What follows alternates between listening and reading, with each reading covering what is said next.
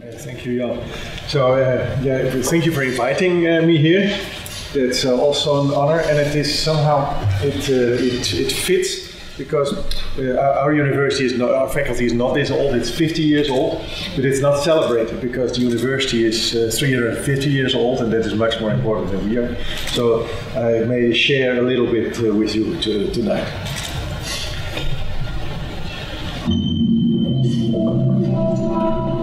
So, Jan and I met again in Portugal. It was for a conference, and there I was invited to speak about the relationship between practice and theory.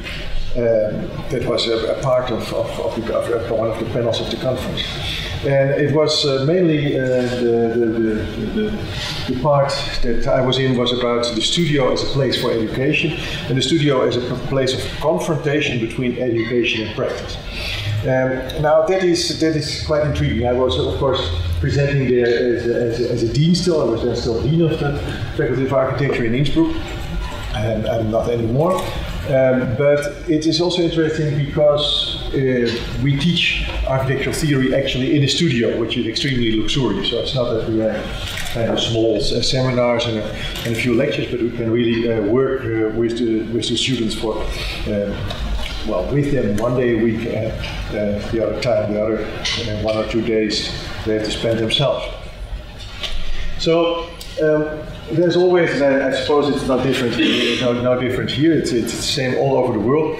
It is always the chambers of architects or the organization of architects, particularly the local ones, are of course always really critical about the faculty of architecture in their city or in their province or in their country. So there was actually a symposium, and it was called University Office. How does working at the university differ from working in an architectural office? And basically there was the critique that our school does not provide adequate collaborators for these architectural offices there. And basically mainly not enough engineering and skills in the first couple of years. Because in Austria there are no grants for students. I don't know how it is here.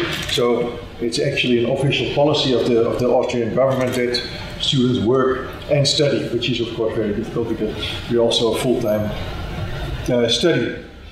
So therefore they start working very early, sometimes after the first year, and of course they can't do much. Anyway, so the other question was, is it sufficient to reduce the animosities between architects who dedicate themselves to the simple architectural everyday life in the office and those who result from spiritualized university work to the eternal conflict between theory and practice? Now that is, of course, already formulated in a very particular way, which is also, of course, a part of the problem between the people that work in practice and the people that work in the university that may even have titles or whatever. And you see here that works through even in an official organization.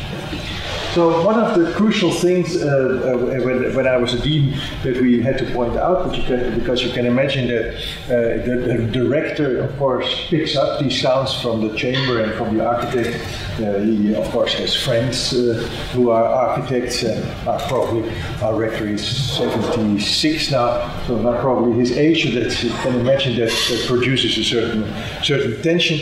So one thing that is often forgotten is that the architectural education has a very special position, and basically also the role of the architect, let's say, in the EU under EU law. Architecture, together with doctors, which you can imagine, but also midwives, are the only exceptions for which there is, let's say, a legal obligation to study at least 4 years, but basically 5 years. And also in such a way that the program in your bachelor and your master belongs together. So it's not that you can study 3 years of sociology and then take your master in philosophy. That is not possible in architecture. And that is, of course, not as obvious as it seems. As under Bologna, all of you are supposed to travel all over the world and move from university to university, etc. So for architecture, this is limited. If you go to another university, that university, the university where you do your master's, is actually responsible for the whole trajectory that you have studied. So that means that they have to look for this continuity. So here you see this council directive. It's basically about also the opportunities architects have to work in another country, which is, as you know, it was an important goal of the European Union to enable architects to work participate in competitions all over Europe. There are, of course, all kinds of solutions to limit that again by the chambers. I will not go into that, but that is, of course, very important, so that if you have studied here and you have no job here, but you may have a job in Spain, which is unlikely, then you should be able to work in Spain. So therefore there is this rule. I'm not going to go deeply into it. I'm going to keep it short because the European Union is, of course, also sometimes a little bit boring. But the most important thing is that there's basically a curriculum almost written for all of us, whether you study here, in Austria, or in the Netherlands. Basically, you have to deal with the kind of learning goals that are formulated here. And of course it's formulated in learning goals because that belongs to the Bologna process.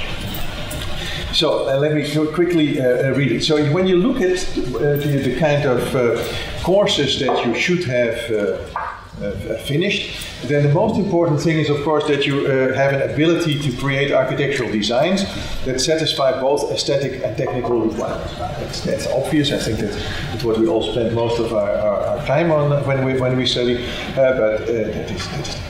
But then the intriguing thing is too that you have to have an adequate knowledge of the history and theories of architecture and related arts, technologies, and human sciences. Now that is not so obvious because you may know, particularly in architectural theory, there's a lot of debate if architects should actually be taught in architecture in the human sciences.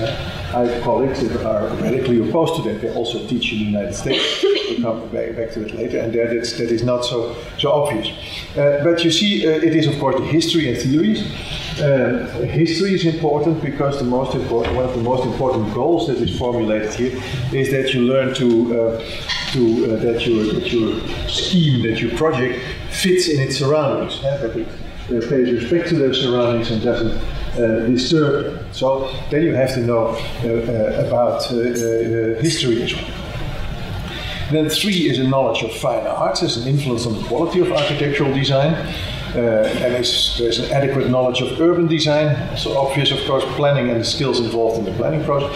That is also, particularly in the American universities, of course, and in the British universities, much more controversial than in let's say, in mainland Europe. So then there's an understanding of the relationship between people and buildings and the environment, etc., etc. And then at 6, it is the role of the architect in society, and that is also interesting. So you're also supposed to, and I think I don't know how it is here, but in most architectural schools that is forgotten, you should also learn to write briefs, which is of course important to write briefs because we're supposed to have competition, and someone has to write those briefs, and it is of course better when it's not the manager, but that it's someone who knows what the brief can be. And then you have an understanding of the methods of investigation, preparation for the design, brief of a design project, and still we haven't landed yet at the technical stuff. So basically, only at point 8, you see an understanding of the structural design, constructional and engineering problems associated with building design. And you also see that the first word goes from an ability to an understanding and an adequate knowledge. And it goes to skills, etc. So all these things have also a kind of value. So that is basically what is expected from us all, and basically also that already contains an idea about what architecture is and how architecture is supposed to function in society and how architects are supposed to function in the architectural designs are supposed to function in a city and in a context. So after that, I would like to read a couple of other quotes. I start with Ryan maybe. And the first is by Reinier de Graaf, when it's about, let's say, the theory and the practice, or at least the university and the practice. Reinier writes, how can teaching architecture prepare for practice without itself degenerating into a form of practice? Architecture exists by virtue of a conceptual distance from the arena in which it ultimately operates, as a hard-earned space to think before doing, not something any of us would be keen to give up. Education is the perfect period to cultivate and explore such a space. Yet for that very reason it also becomes hard to leave education, because it invariably means leaving this contemplative space. One learns to think only to find out that outside there is no real time to think, that one is condemned to an infernal rat race to keep up with seemingly incoherent demands. And the next quote is, can architectural education stop being a way to suspend practice in the name of thinking and instead become a way to turn practice itself into the object of thinking? Here again, I'm not advocating any form of radical pragmatism of some sort or some sort of surrender, but simply an enlarged curiosity, an eagerness to obtain a form of general knowledge of the context and conditions in which architecture is produced, and with which it is somehow has to come to terms. Now you will see that in our teaching that is an important issue. It is very strange. In most architectural schools you learn to design and you learn to do all kinds of things. But most architectural schools, although it's greatly changed over the last 20 years, have great difficulty to do research and to do, it is not technical, but to do, let's say, research into architecture. It has changed. I see also here in the corridor, I see work. But there's very little of that research that really investigates the practice of the architect, which is weird. So being an architect is a profession that has become fragmented in specialties.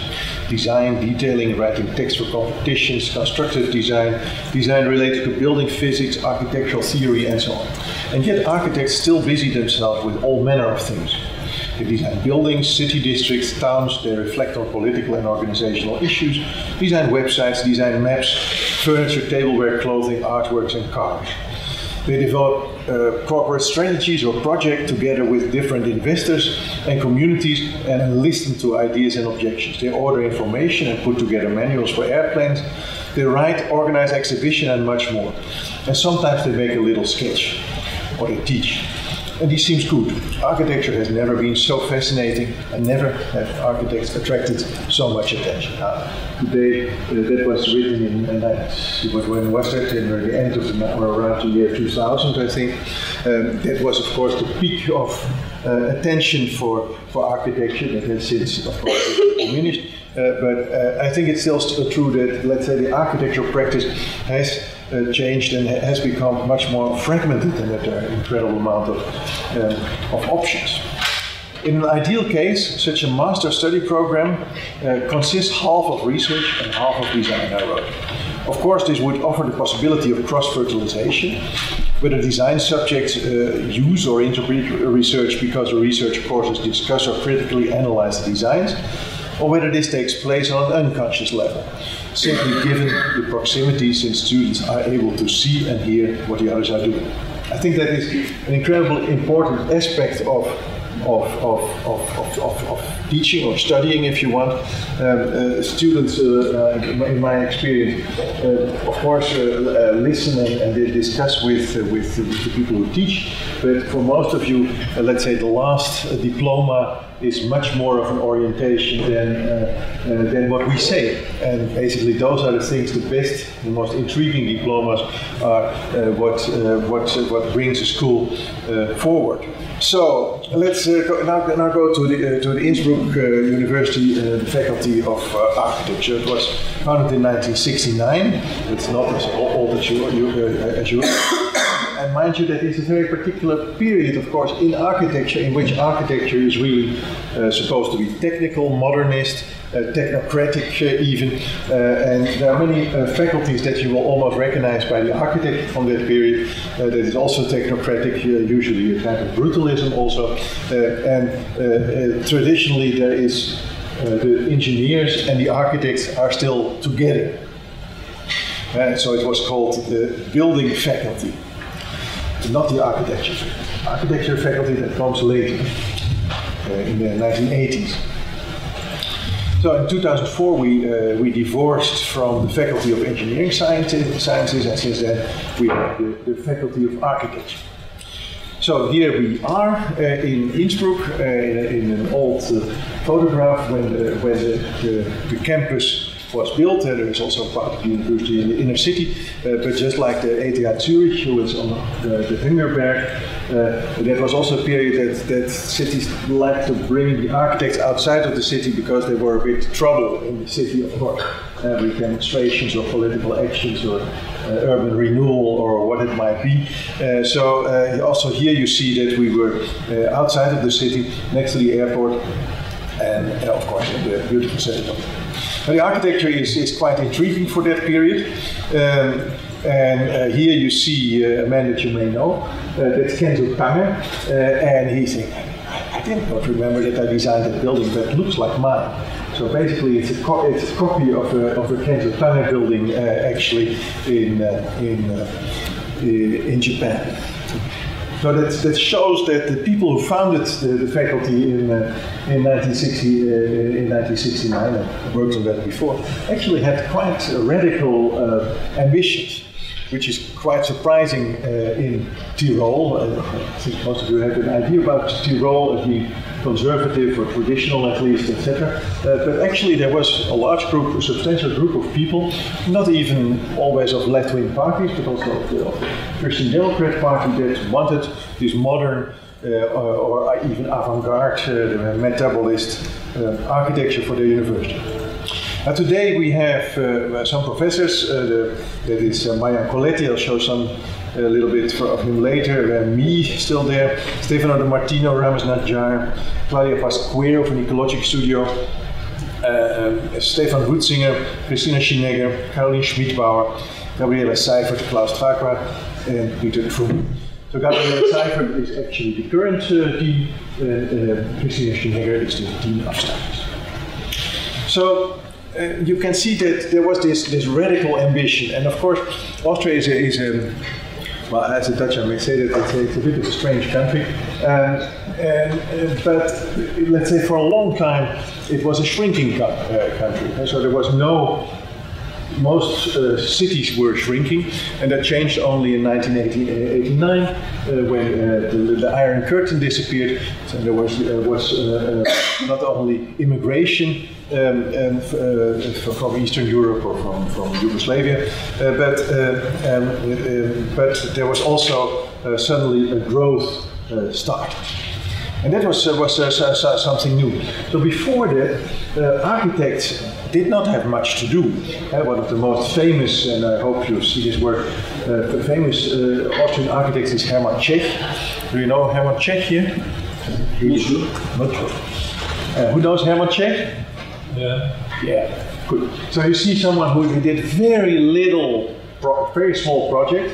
Sometimes he could work more than a month just on the floor in a bookshop or on a vitrine, and he has a kind of work that has to look as if it was not designed. Try to make something that looks as if it's not designed, you will spend a whole lot of work on it. But the others, of course, in Austria were radical. Ko Pimmelblauer, Hausrucker Ko, Hans Hollein, Walter Pichler.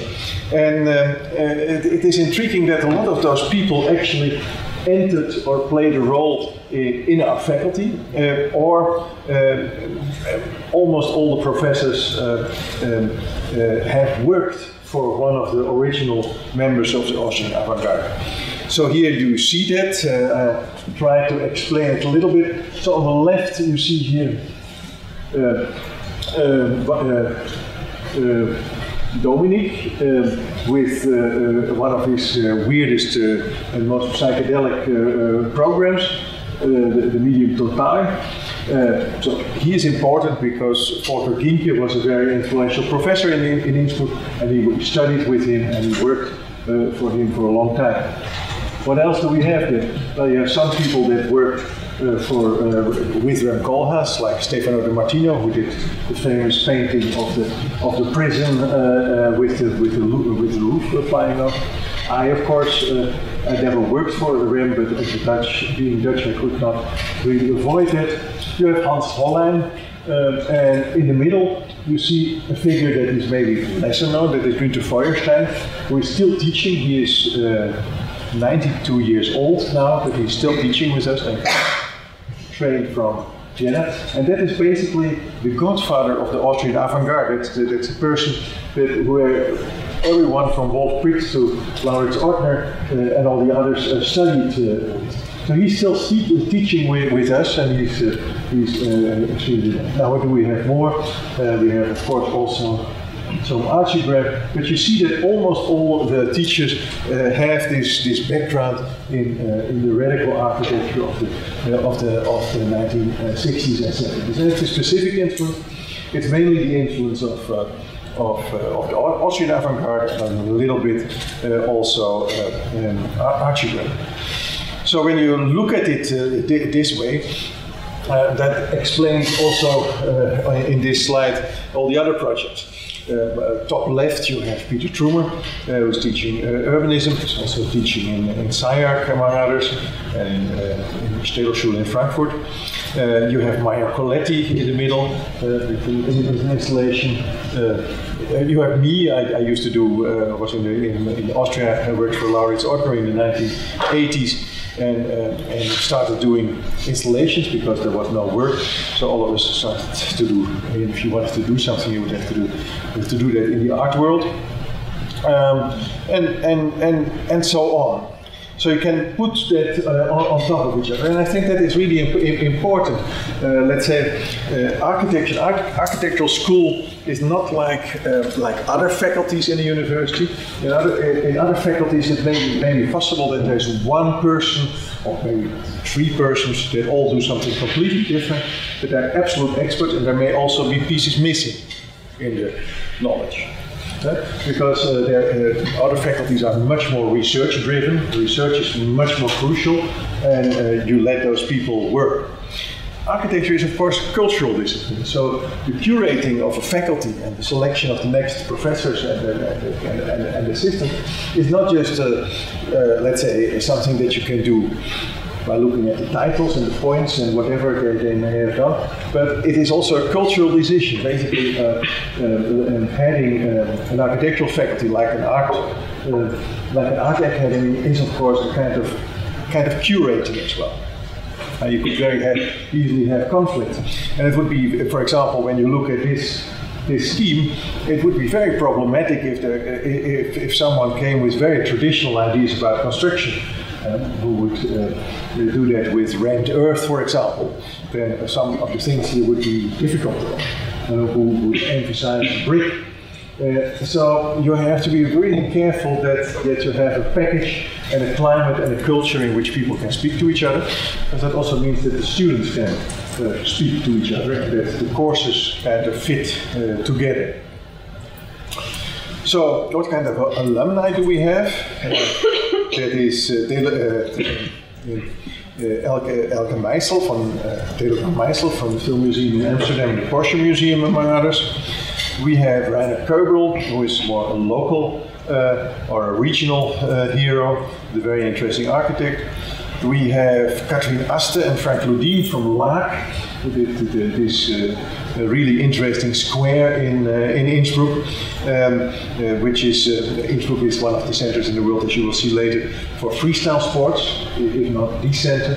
So even if you do a square, let's say, if you're into snowboarding, of course, a large part of the year you would probably also do skateboarding. So this is a square that is heavily in use, among others, by skateboarders and events. And on the right you see their contribution to the last Biennale in Venice.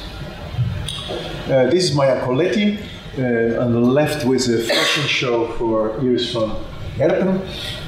He does a lot with robotics, as you can see. So again, a very specific, let's say if you think about the technology that you need for such a culture, then you of course are looking also for very specific people. So, of course, we do publications here of all different kinds, books.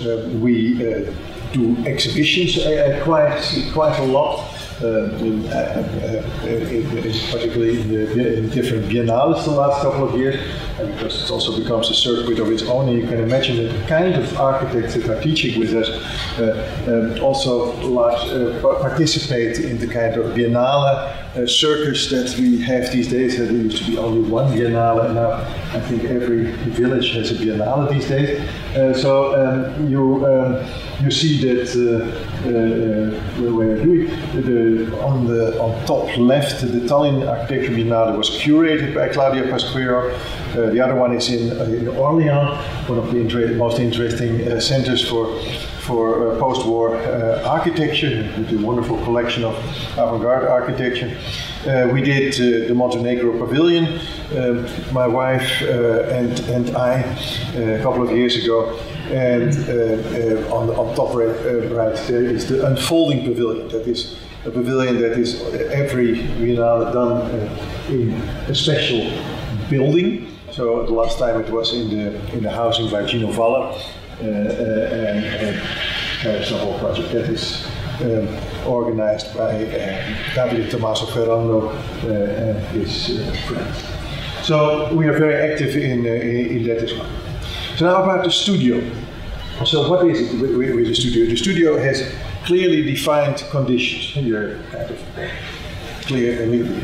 The other thing that it is a research-driven education. That is important. We have to adapt to not a technical university or an art university, but we are a complete university. We do not have art, but it would be technology, but engineering. But we are more in setup with name it, sociologists, philosophers, theologists, etc. So that is, those faculties are really research-driven, and it also means that the education is research-driven. So that is also something the rectorate demands from us. Very important, of course, that it is still problem-driven education. Problem-driven education is something that comes from the 1970s, in which basically students would formulate their own problems. If they, I do not mean psychological problems, but they would look for issues in the city, and they would try to find a solution for them. So it's basically also a kind of political thing. It's about design, and then intriguingly it's also about research by design, design by research, and increasingly we do, as I will show you, research in these studios. So we also have research studios.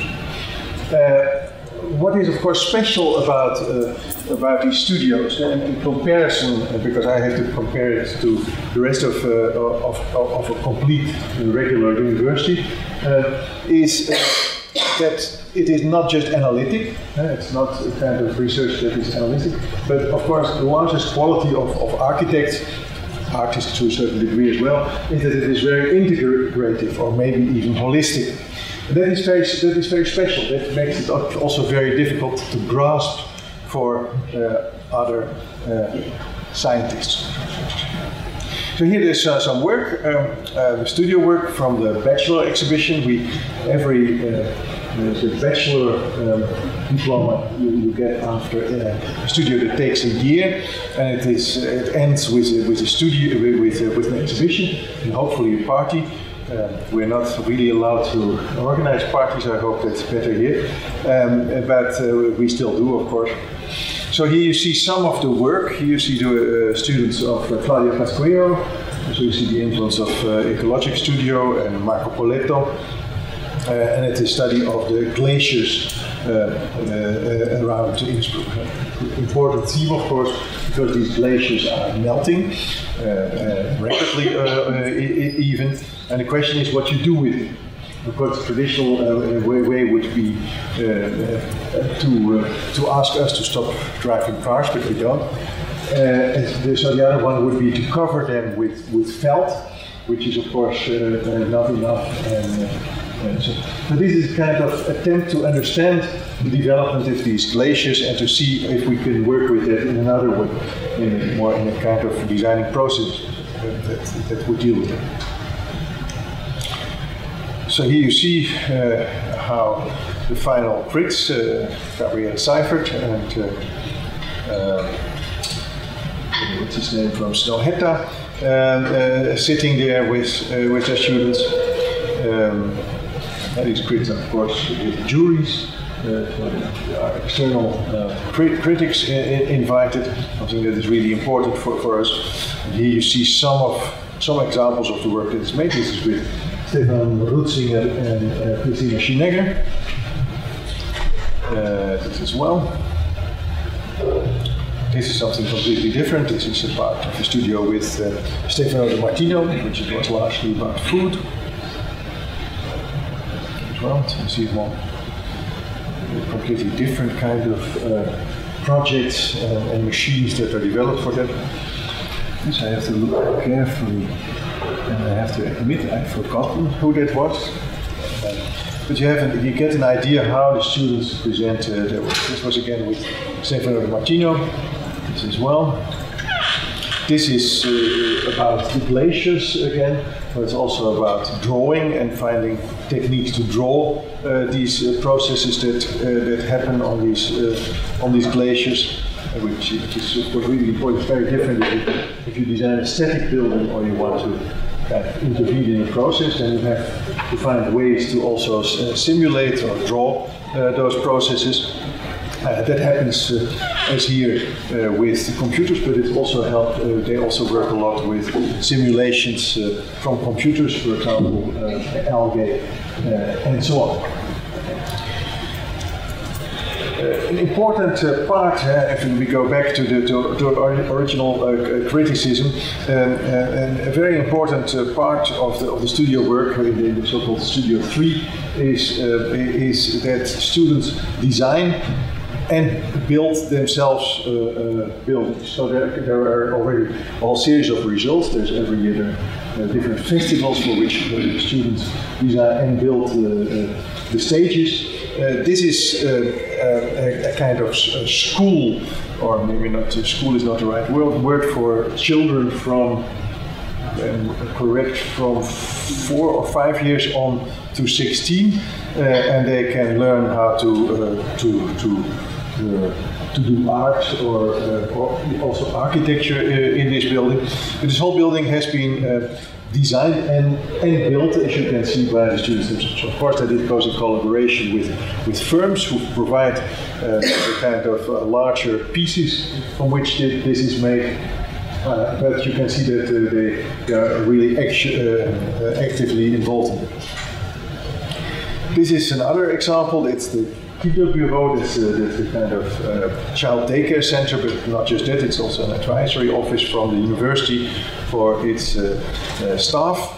And also this is what was supposed to be a temporary building, is designed by students and built by students. This was a little bit more difficult. The other one was relatively cheap because of that. Here the university demanded such high standards that in the end it became not so cheap, but these are also aspects, of course, of what we do. And then what to come to us, also we with architectural theory do studio work. And I show some examples of it. One of the last examples was a project called New Social Housing. It has to do with the IBA in Vienna. In Vienna there's an IBA, an International Building Exhibition. Internationale Bauausstellung. It was a phenomenon that first happened mainly in Germany. In Berlin, it was a famous one where they built all the postmodern buildings in the from the 70s and early 80s, and there are other ones in the rural area, and one of the most recent ones was also in the shrinking cities in the former Eastern Europe. But there's also one in Vienna right now, because I don't know how it is here, but let's say social housing has become a huge issue in Europe. And Vienna is maybe one of the last, or not maybe, it's certainly one of the last cities, Austria in general, but Vienna in particular, that has a working system of social housing. And that is really interesting, but you can imagine that it is initiated by the alderman, Bart Lootsma, now the mayor of Vienna.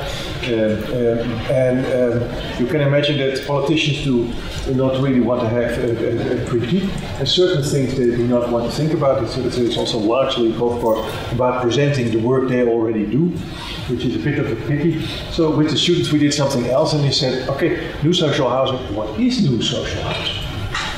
And because that question is not really asked in the IBA in Vienna. It's not questioned that it is a social democratic kind of machine that works, which is very important, which not only works for people with low incomes, but even for people with middle incomes. And I can tell you it's a huge difference for Innsbruck. Innsbruck is now the most expensive city in Austria, and Vienna stabilizes. It's difficult, of course, with the new financialization of architecture. In most cities it's impossible now these days to build social housing in the city center, for example. Also in Vienna, or even in Vienna, I would say. Now, so what do the students then do? They make a book to certain themes that relate to this new social housing, or to what they think new social housing. First, we read texts the first 2 weeks, we read them together, so that if some students present a text, the others can summarize the text, and the others can hear it. So it's not like in a seminar that everybody reads the same text, but we consciously use the students also to improve knowledge, or to help the others to get a kind of overview of it. I think it is really important that you also learn to learn, that you don't just learn from your teacher, you learn from books, you learn from a reality that you can interpret, and you learn from each other. So also collaboration is important in this. So by doing that, we can very quickly, in a couple of weeks, establish a kind of amount of knowledge. And then in the end, every week, the students, or almost every week, they have to present their progress in 15 minutes. So they are better than I, because I'm already over it. So it means that you learn that it is very different if you do a presentation, and that when you do a presentation, you usually do that to get a reaction. Well, basically, I hope you write to be read, or that you do a lecture to be heard. But how that works is not so easy. So it's largely also an intuitive process. So we learn then that a short lecture, that you have to do something else than in a book. In a book, you have time and space to develop thoughts, but a short lecture you may use to get an answer, or to provoke, or let's say you're stuck with certain ideas, and you present what you have in such a way that you get a reaction. Or you can also end, if that's too scary for you, you can end your short presentation with a question. So it's not like the kind of things you would do in school, where you would get a grade if you've done it well or not, but you have to slowly adapt to the fact that you present your work to get a reaction, and those people have to react again, and that is the kind of process which is basically architectural theory. It's not a static thing, it's a form of communication. So then they make a book. This is the way how we work, so we have a standard layout, not because we think it's so beautiful, but because it helps us teach certain things, how to use the image material, etc. And not just that, but most architecture and art students have, of course, the problem that they do not start writing in the first year and start write longer and longer text. But they suddenly have to write some kind of paper, and of course you do that in the last week, and you get into huge stress, and it never works. So here you see how such a book grows, not just the text, not just, but already in a layout, and you see this book grow, which is quite relaxing and therefore inspiring. So here you see some examples of those books. And of course, the advantage of doing that on the wall is that you have the overview. Because when you're doing a larger text or a book, it's largely about how to structure this text. For architects, drawings, diagrams, photographs are of course incredibly important and increasingly important, I would argue, on the internet, and increasingly it will also be moving imagery. So you have to deal with that from the beginning and integrate. And then you see you're also allowed to do images in there. It is not so small. But you see the structuring of it, and actually in this example here, you see that very well, how certain images structure the book, and thereby also the argument. And then we try to do an exhibition, which is still a bit usually the last thing we have to do, but we also participate in the bachelor exhibition. This is a project that deals with social housing and shows how social housing has changed over the century from, let's say, the social condenser, the architecture building on the left, and it's a very specific program that kind of expects people to live in a very particular way. The Karl Marx-Hof in Vienna, also with a very particular programmatic mix. And so on the Unité d'Habitation of Le Corbusier, also a very specific concept of how people would live together. And so until we reach the current period. Constantly we're looking at the other slide, but it's the same. So you see also projects by Jaak Ingels. You see what it's called in London, the Barbican. You see Alt Irla, etc. You see how they develop. You see the newer one that I expected on the right side. So you see a big project, the 8th house. You see the interlace, the Markthal by NVIDV, and Via 57 West, of course, very controversial because it's a project by Big that for us would not be social housing, because you have to be, I think the people that live in the cheapest houses make more than most of us, but still it is subsidized houses with, in which a part of it is rented out to people with a lower income. So you see also that the social housing has, of course, on the one hand, a component that deals with financing and the whole organization and the legislation and policies that the governments that belongs to it. And on the other hand, it is, of course, also social housing, the idea that architects have about how you organize relations. Now, the intriguing thing about this is, of course, that you see, I hope you see it better here, and you see that, of course, the commercial and leisure part of this project has increased enormously over the last century. And that way, of course, the whole idea what those architects or societies expect, how they expect the people to come out of these complexes, also has changed enormously, of course. So from something like the Narcofilm building, where you expect people to come out in a uniform communist way, of course, a project like I didn't see it immediately, the Alt Irla in Vienna, beautiful project if you can visit it, is something that has so many clubs and opportunities, and is so heavy on sport that it basically expects a much more competitive, individualized lifestyle than before. So, also, of course, housing, we don't speak about slums today, because, as you know, 50% of the world lives in cities, and 50% of those and growing lives in slums. So that is something to take into consideration. What do we do with slums, or how, in this case, how do vertical slums organize themselves?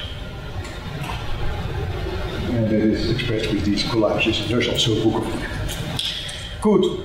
The title of my lecture that I gave a couple of days ago, actually, was the practice of theory between history, criticism, and speculation. Because, of course, yes, of course, what we do is also a practice. We publish text, or we write text, we publish text, we do research, we curate exhibitions, etc., etc. So yes, that is a pretty time-consuming practice. What is really important, I think, that over the last decades, in a particular influence of architectural theory or reinterpretation of architectural theory, you get this idea. It's a quote from Rem Koolhaas, that our amalgamated wisdom can be easily caricatured. According to Derrida, we cannot be whole. According to Baudrillard, we cannot be real. And according to Virilio, we cannot be there. Pretty desperate things, but it's maybe not so a not so helpful interpretation of critical theory. And we see the Adorno there, and of course the godfather of critical theory, and you see that he's almost kind of, it's such a heavy weight that he's almost kind of, how do you say that, he explodes or gets smashed under it. It rests heavily on his shoulder. The question is if that is such a good idea.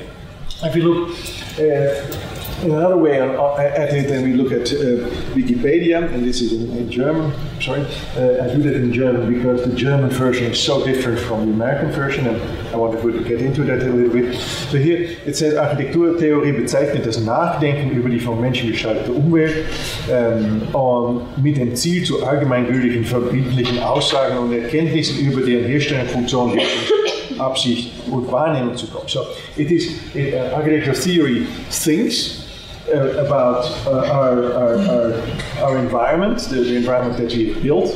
That is nowadays almost the whole environment.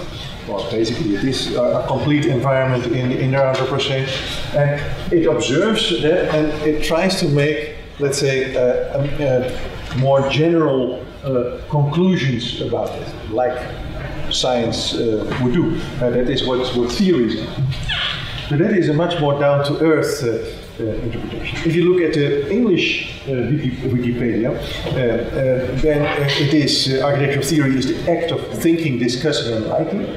So that is already something else about architecture. It's taught in most architectural schools, etc., etc. And you see that books, magazines, and journals published an unprecedented amount of works by architects and critics in the 20th century. As a result, styles and movement formed and dissolved much more quickly than the relatively enduring modes in earlier history. It is to be expected that the use of the internet will further the discourse on architecture in the 21st century. But this is really interesting, so it is much more focusing, not so much focusing on the scientific aspect, it's much more focusing on the communicative aspect of architectural theory. You have products that you make, and you and through these products you communicate your ideas. There are a couple of other remarks. It is about the increase of work by architects and critics in the 20th century. That is, of course, a very specific American interpretation, as you will see, because architectural theory in the United States starts somewhere in the 1960s, maybe, with Christopher Alexander, with Peter Eichmann, who reacts to that. But basically, it starts very late. Architectural theory, and you look at what Le Corbusier has written, what Semper has written, or Viollet-le-Duc has written, then in Europe it has a long tradition. So you see that this new situation in the United States, and the United States has, of course, become a really important player in this field, also because architectural publishing is by definition global, in particular when you go on the internet, what you do on the internet can be read all over the world automatically, then it is an important player. On the other hand, there is also another important difference between the United States and the way architecture is seen there and Europe. And you see that very well if you look at the amount of architects in relation to the population. So, on the left, as you know, the United States, all of them. On the right, you see Germany. And you see that the amount of architects in the United States is hardly bigger than in Germany. So in Germany, there are almost as many architects as in the whole of the United States. Now, that is a bit bigger country in size, but also in population. So that is an intriguing phenomenon, and that of course that defines how architecture is seen in a society.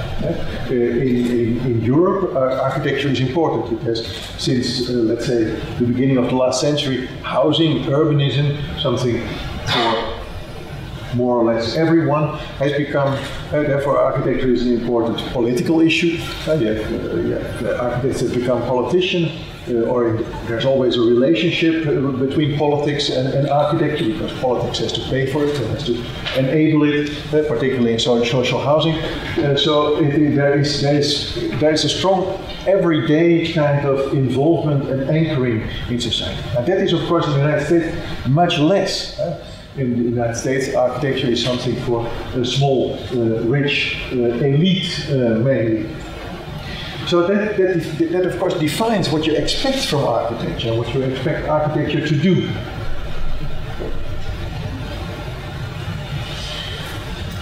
So if you compare that to Europe, let's say the kind of architectural theory I would be after, then you go back to Vitruvius, an architect, an engineer, an architectural theoretician in the 1st century before Christ. So there's a long tradition of architectural theory. And here you see him presenting his ideas to the emperor. So again you see this relationship between the architect and the theoretician and the emperor. So architectural theory is largely a kind of Western phenomenon, or even a European phenomenon. So that is not just a kind of colonial approach, but it is unfortunately the case. Of course, there are other cultures where there is architectural theory. You have, for example, a critical anthology of Japanese architecture, but that starts somewhere in the 19th century. What do you have more? So you have some more examples, and of course, over the last couple of years, you see more interest for them. And you see also that architects and theoreticians from those countries, I don't know, Thailand, China, etc., develop their own idea and also develop a historical background to this theory. But now we go to a more contemporary discourse, and then one thing that has defined, and I would still even say today, still defines the importance of or the presence of architectural theory in universities, and I'll show you in a minute. That was the realization in, let's say, in the 1960s and 1970s, that the histories of modern architecture were very specific. And Manfredo Tefuri called that an operative criticism. So you would have a form of history, a form of history that would inevitably as in a kind of reverse engineering, lead to modern architecture as the only possible outcome. And so that is a very kind of particular way of writing. So if you say operative criticism is the analysis of architecture or art in general that instead of an abstract overview aims to plan a precise poetic tendency. So you plan a poetic tendency, anticipated in its structures and derived from historical analysis that have been programmatically distorted and finalized. According to this definition, operative critique represents the meeting point of history and planning. One could even say that operative critique plans the history of the past by projecting it into the future. Its verifiability does not require abstractions of the principle. It measures itself each time against the results obtained, while its theoretical horizon is the pragmatist and instrumentalist tradition. One could add that this kind of critique, by anticipating the modes of action, forces history. Forces history because it rejects the past, by endowing it with a strong ideological charge. The failures and distractions in the course of history and forces the future, because it is not satisfied with the simple registration of the event, but yearns for solution and problems that have not yet been shown, at least not explicitly so. The attitude questions the history of the past and is prophetic for the future. So basically, it's a kind of thinking that, like you know, you can predict where when a cannon shoots a bullet, you can basically predict it. So here that's the same. So the bullet lands somewhere, or you want to predict where the bullet lands, and then, well, yeah, basically that is one thing. And of course, that is a very problematic idea. Here you see some examples of that thinking. So Pevsner. The pioneers of the modern movement, so you see it, there were pioneers. Maybe there was even an avant-garde for this modern movement. Space-time and architecture is another example, so you have a history that leads to the now. Walter Gropius and the Bauhaus by Argan, and also in Italy towards an organic architecture. And so there is this desire to produce a certain architecture, and it's not just that you propose that and talk about its qualities, but you show this architecture as the inevitable result of a historical development.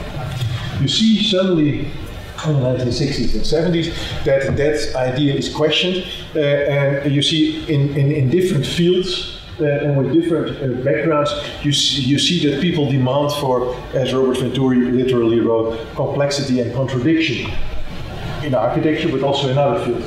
You see the same in Aldo Rossi's L'architettura della città, and of course in philosophy this corresponds with Michel Foucault, who proposes that we learn to think, how you translate it in English, all the cracks in the world.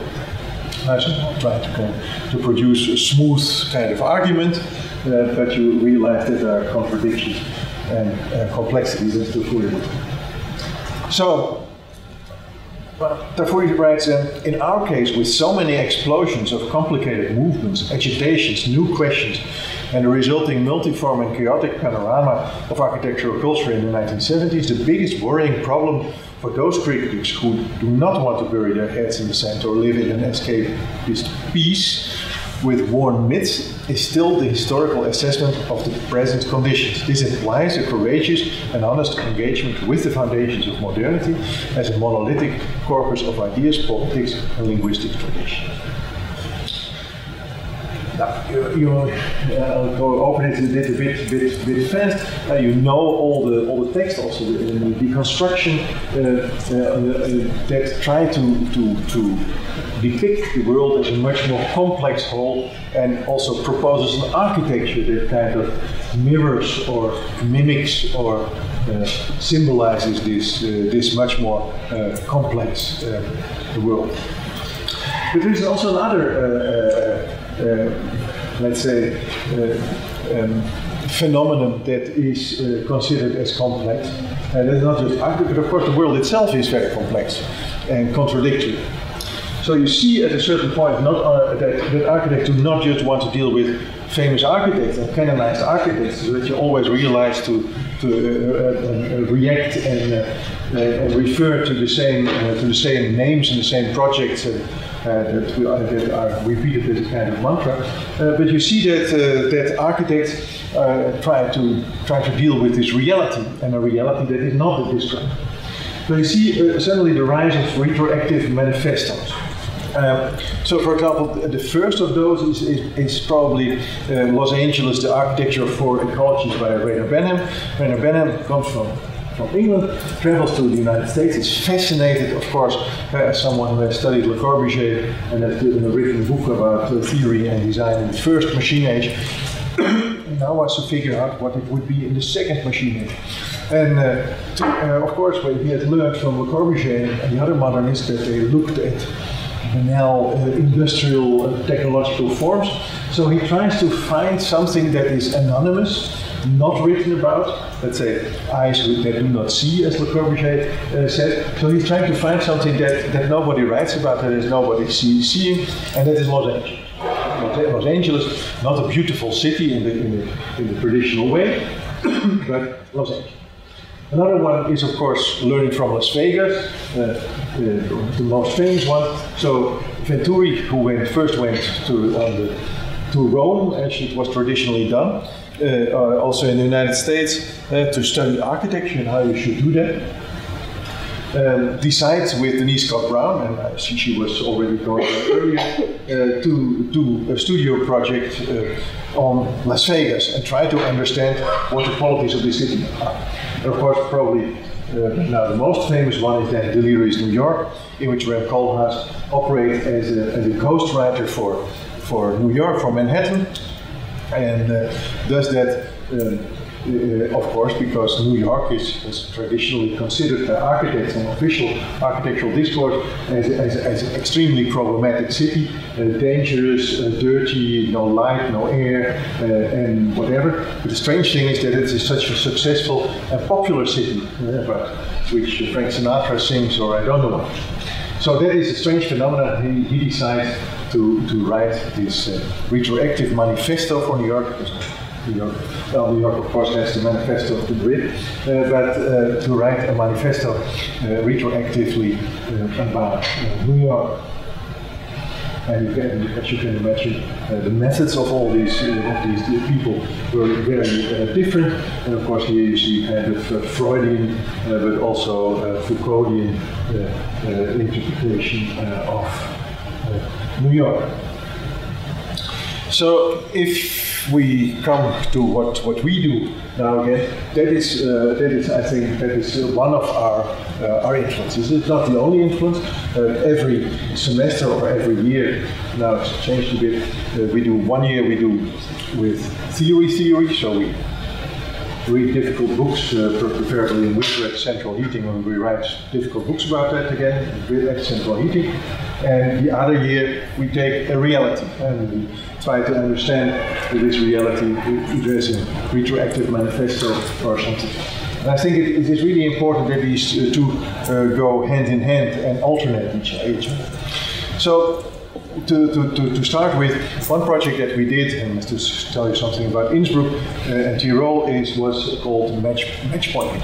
Why Matchpoint Innsbruck? Because there was a project that's called Matchpoint Melbourne, and Melbourne was the first city in the world that would predominantly live from sports and leisure. So, as you know, the leisure economy is the biggest economy in the world, and you probably, if you think a little bit, you know that there's every month a big sports event in Melbourne, whether it's tennis or Formula One or whatever they may be doing there, and that is actually the dominant component of the economy of that city.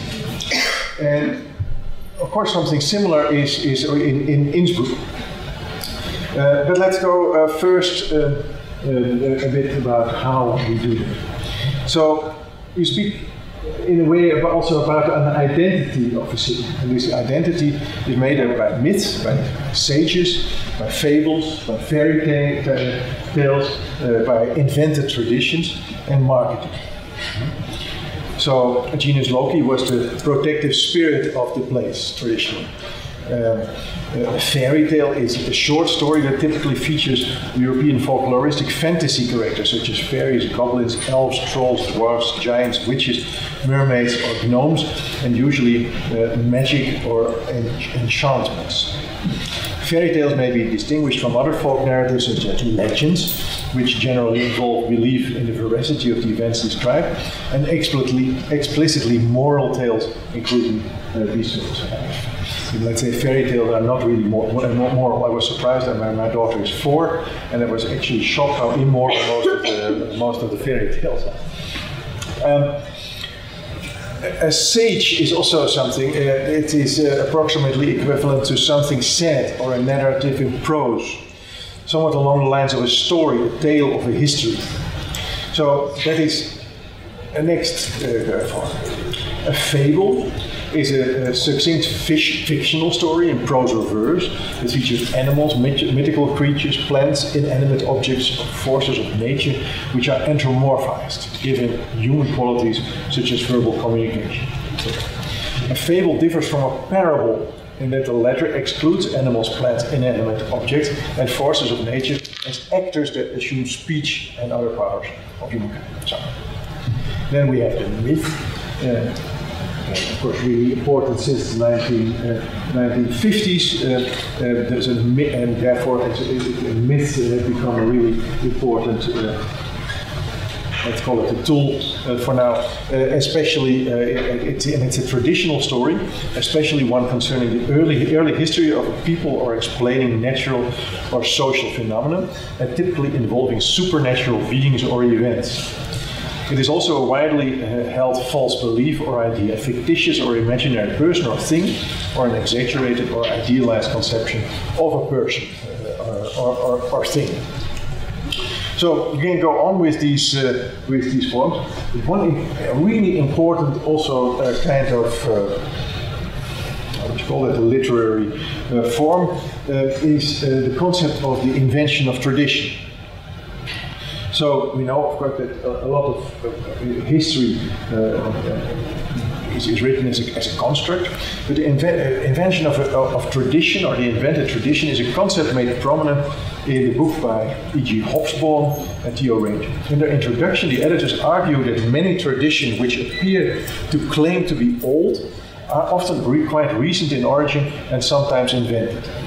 They distinguish the invention of traditions in this sense from starting or initiating a tradition which does not then claim to be old.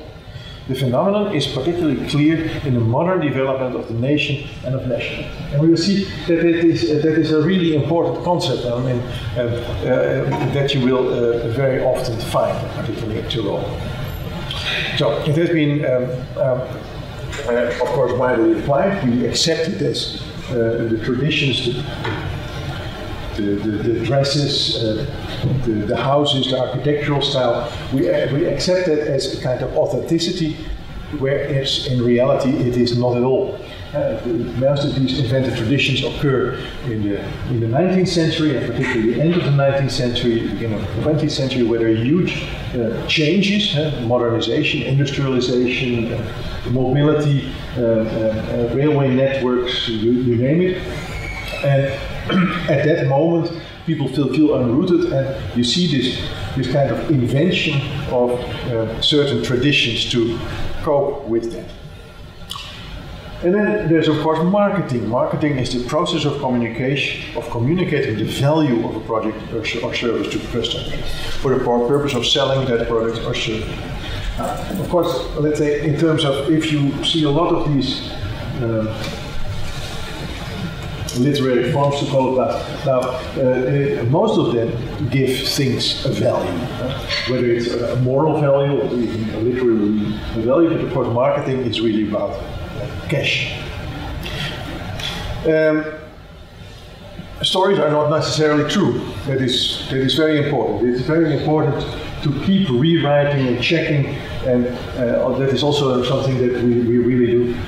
If you, let's say, particularly as an architect, read the work of a sociologist or a geographer like Ed Soja, then it is really important to check with the means of architecture, that is plan, section, elevation, if this could be true.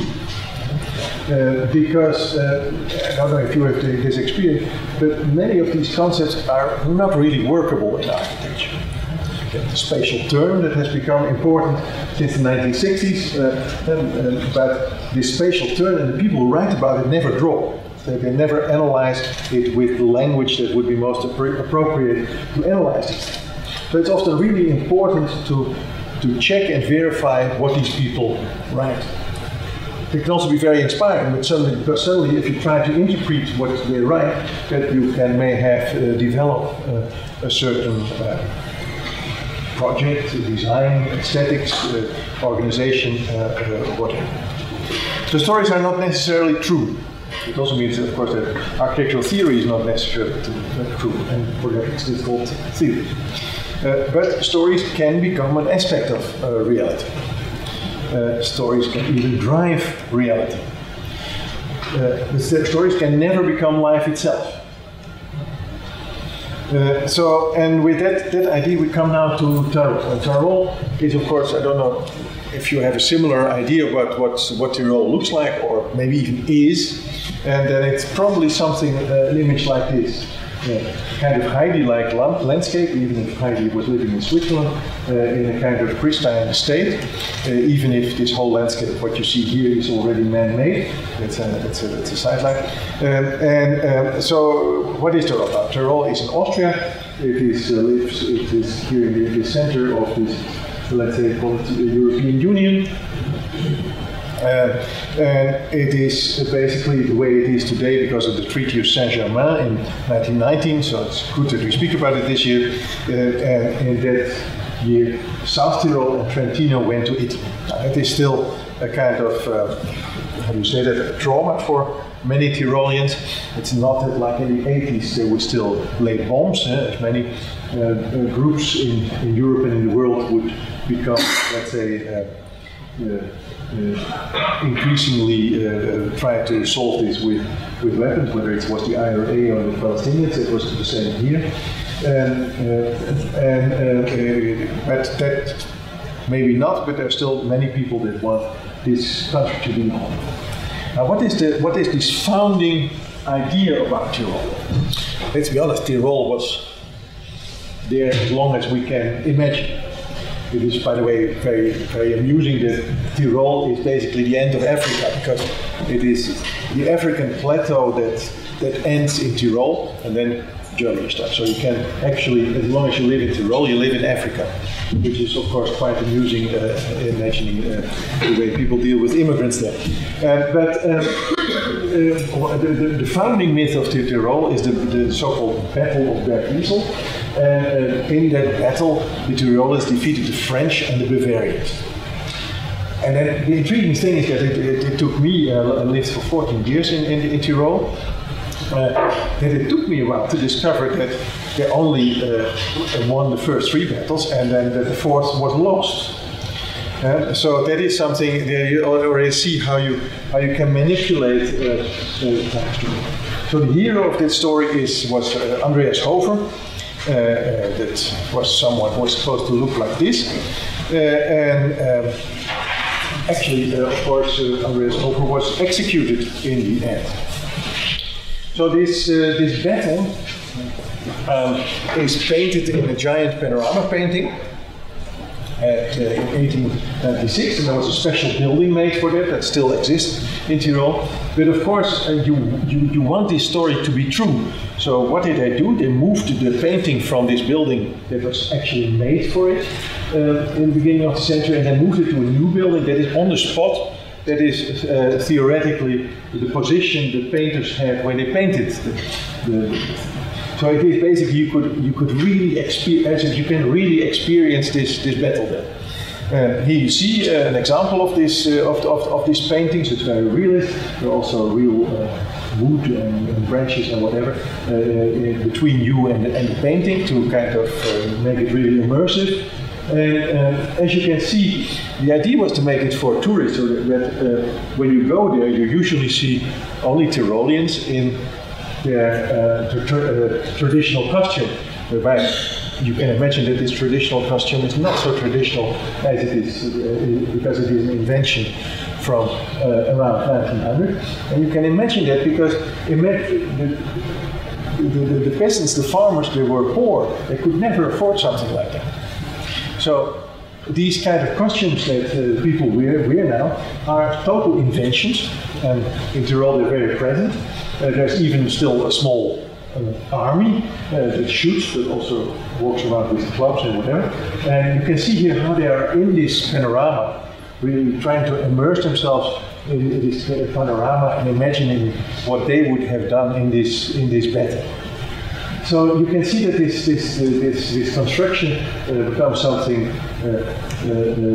really important and drives your sense of reality.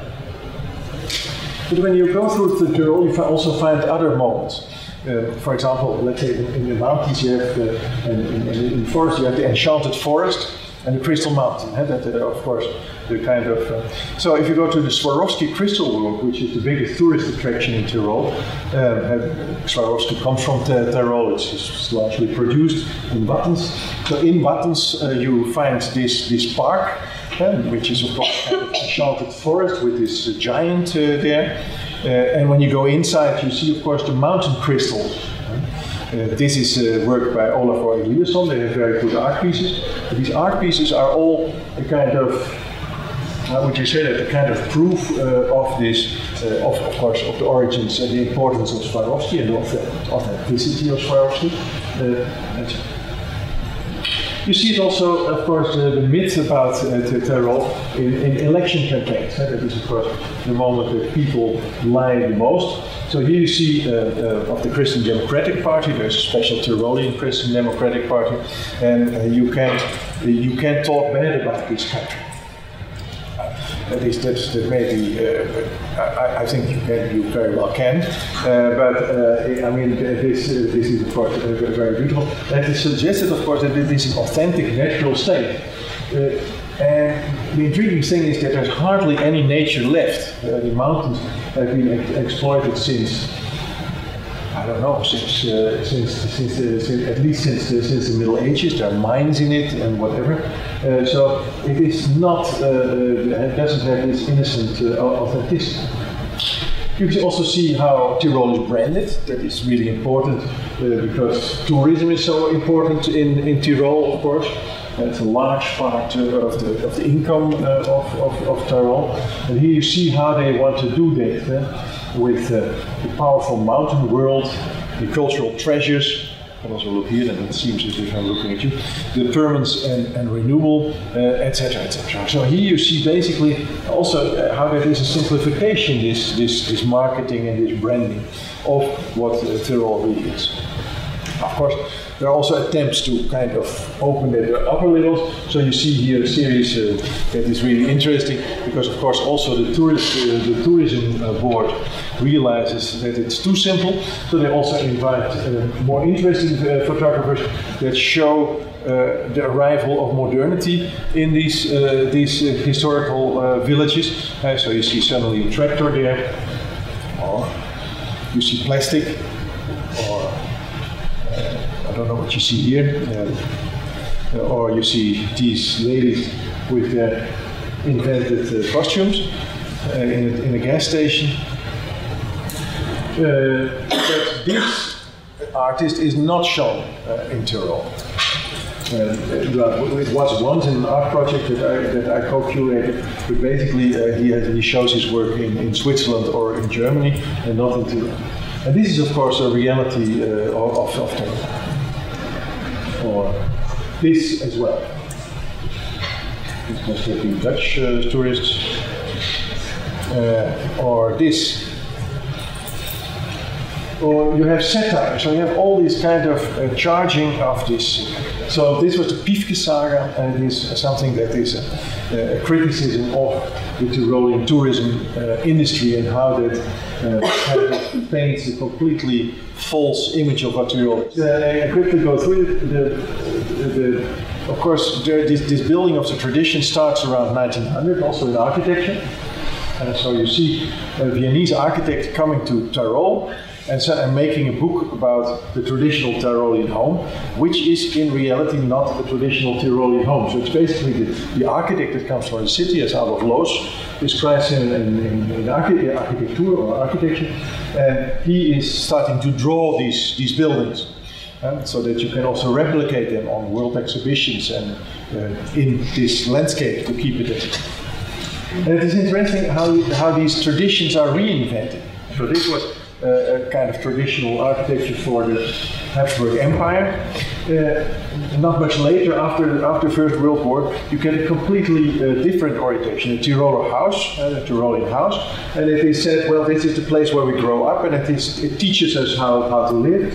So it is a very corporal way of learning about your origins by architecture, by touching it, by being in it, and then it goes in steps through this book until basically where this house is, and suddenly this is not a Habsburg Empire anymore, but of course Tyrol wants to be a part of the German Reich already in the 1920s. So you get this different orientation. Then you get, in 1943, you get Alwin Seifert, the German Reichslandschaftsarchitect, who writes a book about the real house in the Gau, Tyrol Voralp. And why does he do that? Because many of Germans would have a small house or hut in Tyrol, but Hitler did not want to consider the Tyrol as area, so you could not really go there. But this was a kind of attempt. It was, and to it is described that it would be area, be it of a kind of more modest kind, a kind of small people that would be dienstboten, or servants basically, and small farmers, and these houses belong to them. So you see how he did this interpretation. That had a huge influence after the Second World War still. So you can also see how, let's say, already there, this tradition of the Tyrolean house nearby Holzmeister in a hotel, it has now become an invented tradition. So even if there's a typology that does not belong to it, you see how even a huge hotel is realized as Tyrolean house. And of course that becomes really painful in the last couple of years, as we have hotels that are not the 4 or 5 stars that the tourists demand these days. They are largely empty, so they become the place where refugees are received in an environment where this hangs on the wall. Don't forget your Heimat, which is of course for refugees a bit harsh or difficult. So basically Tyrol has changed immensely. You see here the famous valley section of Patrick Geddes, where he describes how all functions are distributed in the valley. You see the version of Robert and Alison Smithson from the 1950s, with industry that comes to it. You see certain densification. And then when you look at this valley now, you see that it is used from top to bottom. Even the air is used for hang gliding of whatever. You see that there is even a mosque that came in, or maybe 2 in this case, or several. And you see that the use of this landscape has completely changed. At the same time, of course, there is the attempt to keep this traditional Tyrolean house, the Tyrolean village. And you see that a much larger part of the landscape is used today than it used. So here I go quickly over because that is a bit too much. So basically, just by the use of the landscape has changed so enormously that, of course, even if you would reconstruct the village like this, its use has become completely different, and in reality you do it, of course, in a much more beautiful way. So what does this produce for myths? In this case, it was an Australian student who wrote Frau Hit will have her way. Frau Hit is the small rock there, and it's a myth about a giant that does not want to give a beggar food, and the beggar is of course very angry about it, and he turns her into stone. And until today, Frau Hit is sitting on the end of Africa. So basically, you could say it was a giant queen, narcissistic and selfish, and one day she offered the beggar a stone for food. As a punishment, together with her horse, she was turned into stone. Now, the most important and one of the oldest cable cars in the world goes more or less in that direction. So it moves people up to this woman that has become stone. Then from there you go down on ski or maybe another freestyle sport like a bicycle. This is the most famous downhill cycling track in the world. Even if you go there, you don't see that many people, but you basically run, you go down there in the most kind of dangerous way. So what you have here is a kind of modern myth suddenly.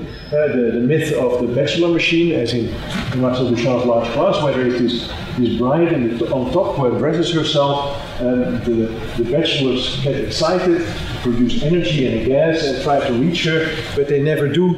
So in the end, they of course die, but when they die, they become even stronger than before. So here you get this typical form of a myth.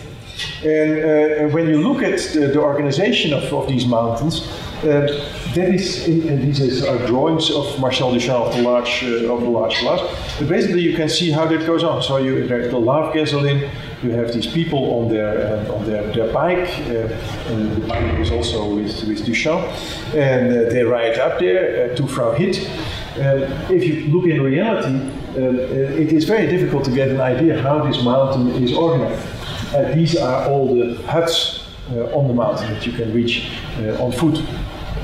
They are, of course, linked by paths, just as the standard stoppages by Duchamp, and so. So basically, you have this machine there. On the left bottom, you have the bachelors with the free ride bikes that move up with the lift, and then go up to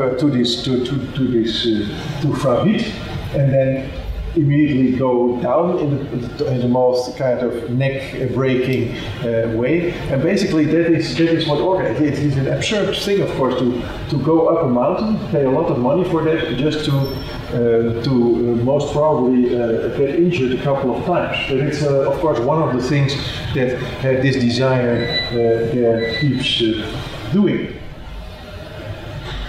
So you see also the uniforms and liveries where that Duchamp writes about. It's a cemetery of uniforms and liveries.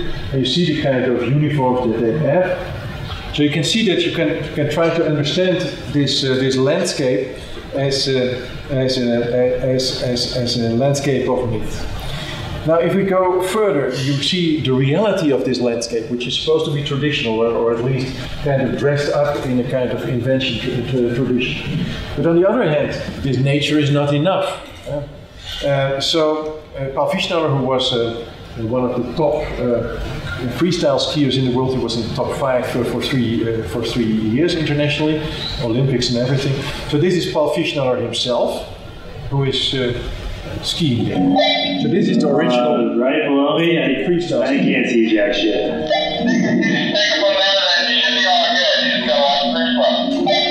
Cody drops it.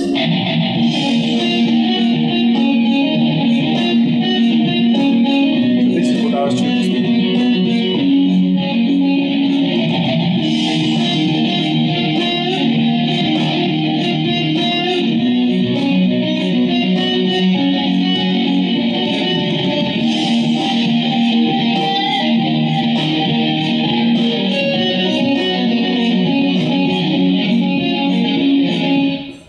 But now, what is of course important, if you want to make money out of this, nobody can see it. So it's only a kind of small spot. So the next thing is that you change nature a bit so that people can watch it. Then you get this situation. And of course, that's become more spectacular as well.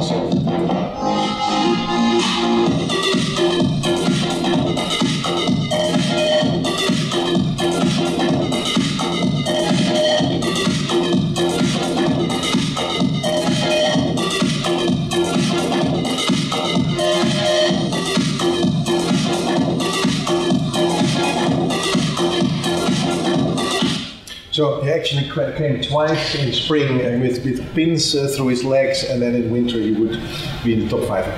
So but that's still far away. It's cold. So the next thing is this.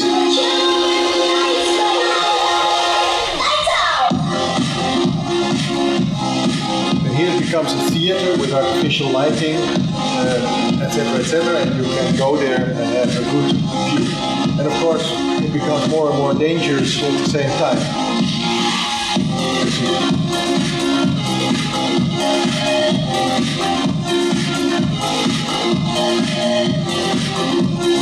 Because it's important that there are witnesses, of course, also in the last one. But here, the witnesses are use the money. And in the end, you move that into the city and it becomes completely artificial, very important. Now you have your visitors, you have your potential clients. So he always had to, that was his car, and you had to park it wrong, and all the tickets were paid by Suzuki. So you see that it suddenly becomes a completely different phenomenon, a kind of simulacrum of what it originally was. You build stadiums like this for it. You also do that in cities, in Munich, in Moscow, and that is where you have your next kind of thing. And that means that the marketing also focuses on a kind of urban atmosphere.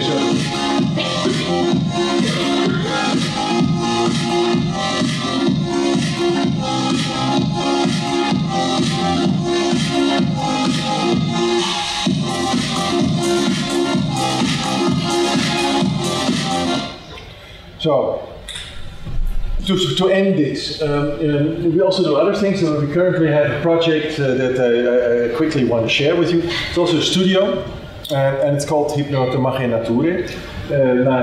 After Hypnotomagia Polifili, one of the most mysterious and famous treatises by Francesco Colonna on the Renaissance. It's a story in a kind of park-like setting which has inspired architects through the centuries. It's part of an exhibition that is called Schönheit vor Weisheit, Beauty Before Wisdom. And it is an exhibition within the 350 years that the university exists. Also that's art. But here there's the work of scientists is presented next to the work of artists. This is Thomas Forrestein, one of our professors. This is a machine. He produces a kind of machines that digest books and make something else from it. And basically, some of these machines generate primitive forms of life. So here you have another exhibition. But this is our part, so we were invited to work in the exhibition because we were considered typical. We were very weird, of course, architectural faculty. So we do something creative or art-like, and at the same time we are scientists because we write and reflect on it. So we were asked to do that in the exhibition. But as you've seen, we need a wall to present the book, so we thought we'd build a wall, and we need monitors, and we need a printer. And on this wall, on the other end, we made this object. And it is, of course, an object that relates to nature. Nature is an important theme in the exhibition, as you can imagine, but it's also, in all its references, in this architectural decoration, it's also an important aspect. So we decided to make a kind of sculpture that kind of morphs a whole series of architectural references, of architectural decorations that relate to nature from different cultures. There's also the snake that protects the Buddha, and elephants from all different cultures, and of course the capital on top. So this is a project that is really dear to us because it is developed. It is 3D printed. This is really new because to print such a size was until recently very expensive. It is printed in Rotterdam, so you can print it, and that means. But it as you can see, it is not your typical 3D printed object as you would see at the Bart Lootsma or the AA or from an American university, because they still try to follow more or less the laws that were developed under modernism, that you would have a kind of correspondence between the construction or the how it is made and the form. That is not the case here, on the contrary. But it is also a technological product because all these objects that you see there come from libraries of 3D objects on the internet that you can merge together. Also, there's of course another idea about. Here you see the students working it with Giacomo Pala, lecturing on the Hypnotomagia Polifili. So you see them here, and here you see this installation. it is quite intriguing for different reasons. So this is the latest technology in 3D printing. We use it in a completely different way. It's with kit bashing. So you use different kits that you put together for your result. And we also try to develop a new kind of nature. So there is the man had been developed before, an architectural Superman. Carrying the capital, and you see how this goes. But there are of course also references to cyborgs, because our nature is not nature anymore, and we are not natural anymore either. So there are also references, of course, to the issue of gender, which is important in this respect in many different ways in theory. But the gender theory is, of course, one of the feminist. Cyber feminist theory is, of course, one of the most interesting theoretical fields in my opinion. So that is what we have made. There are also references to more classical examples like the Sphinx, also this strange mythological being between a man and a cat. And what becomes really important here is that you see a change. All of us take in images almost the whole day. You have been doing it for the last 2 hours. That should have been a bit shorter. But you see all these images that you digest that circulate in such a speed that you cannot kind of work with them anymore in the way modernists could. They would draw it and produce it, make it analytically and rationally. But the way we deal with images is, of course, largely subconscious. So suddenly, a phenomenon that has become kind of, for a long time, was a phenomenon, something that was completely out of the question, is the aspect of taste. We are not supposed to work with taste or talk about taste. And the intriguing thing is that, of course, when we work today, this aspect of taste, we see a building in Japan and we want to do something similar, or we see a building in Chile and we like that, and that stays in our mind and it influences our next project. So this working with taste also on a subconscious level has become increasingly important, and it would be also important to make a theme out of it. Now that is what we try to do here. So Agamben positions taste as the figure through which Western culture has established an ideal of knowledge, that it presents as the fullest knowledge, at the same time as it underlines the impossibility thereof. Such knowledge, which could suture the metaphysical decision between the sensible and the intelligible, the subject does not in fact know, since he cannot explain it. Taste is situated at the very limit of knowledge and pleasure.